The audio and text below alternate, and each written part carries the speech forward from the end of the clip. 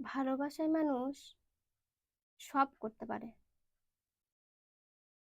ঝগড়ার 5 বছর পরেও সেই মানুষটার থেকে যখন কোনো মেসেজেস আসে, তখন ভেতর থেকে অদ্ভুত একটা ফিলিংস কাজ করে।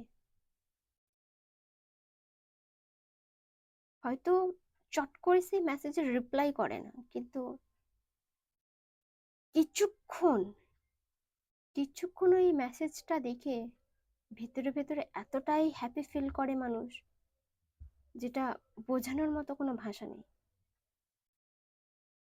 কিছু মানুষ আছে মেসেজেস দেখার পরেও রিপ্লাই না করে কিছু সেকেন্ডের জন্য মোবাইলটাকে বুকের মধ্যে চেপে ধরে শুধু ফিল করে যে সে আমাকে আজ মনে করেছে, হয়তো সে আমাকে রোজ মনে করে।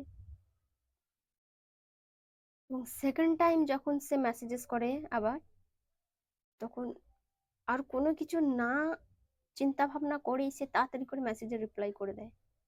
কেন করে? দ্বিতীয় মেসেজটা যদি রিপ্লাই না করি, তাহলে সে যদি আমাকে আর মেসেজেস না করে, সে যদি ভাবে আমি ওকে ভুলে গেছি। অদ্ভুত একটা ফিলিংস, যার কোনো ভাষা নেই বোঝানোর। আর যারা ভালোবেসেছে তারা অবশ্যই এই ফিলিংস গুলো ফিল করেছে। I know.